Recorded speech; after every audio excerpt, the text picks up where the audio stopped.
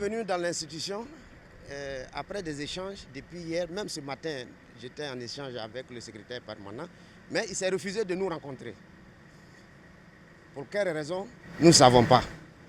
Et nous pouvons conclure que la commission électorale manque de sérénité. Sinon, nous sommes un partenaire. Même si on n'avait même pas pris de rendez-vous, mais qu'on venait, par courtoisie, devrait nous recevoir. Mais nous avons pris rendez-vous, nous sommes arrivés et ils se refusent de nous rencontrer. Vous êtes témoin et vous voyez comment on a banalisé ma délégation et même la presse qui était dans la cour. Comme si ce sont des mercenaires qui sont venus dans la cour.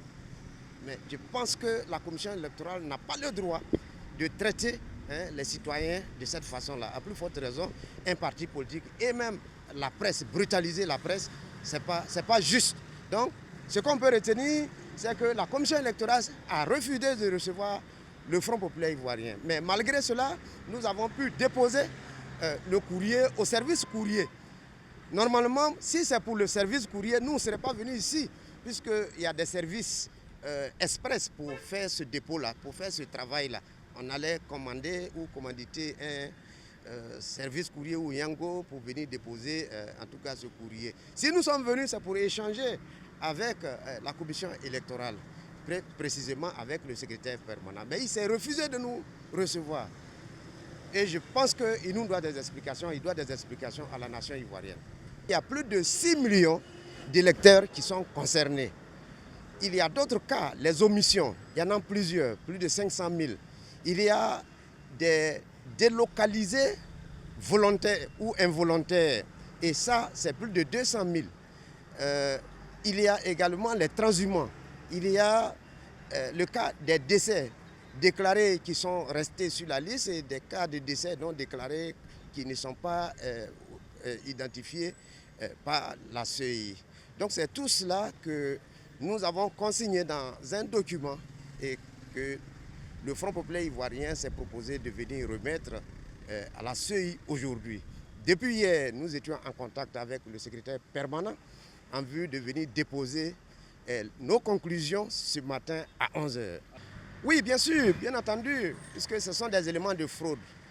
Ce que nous constatons, c'est que ces hommes ne sont pas connus dans nos fichiers. Et seule la CEI les connaît peut-être avec ceux qui sont les commanditaires, ceux qui défendent ces irrégularités-là. Donc je pense que pour nous, le Front populaire ivoirien et l'ensemble de l'opposition, c'est une liste qui n'est pas fiable et ça ne peut pas donc garantir des élections apaisées. Notre requête vise la reconstitution intégrale de la liste et la rectification des mentions incorrectes, des mentions indûment ou irrégulières, les anomalies. Donc voilà les deux objectifs que nous visons, la reconstitution et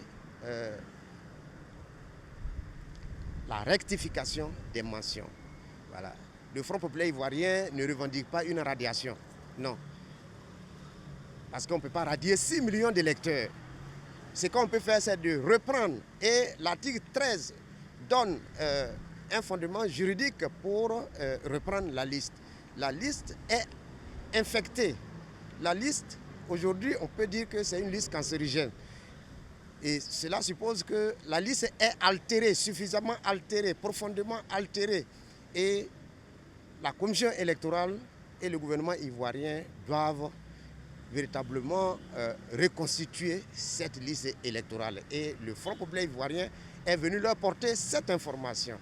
Voilà. Nous allons poursuivre les recours dans les commissions locales, mais vu l'ampleur, l'envergure des cas et du nombre vraiment exponentiel des irréguliers, je pense que la CEI devrait comprendre que devrait arrêter ce processus-là et puis aller directement à la reconstitution de la liste.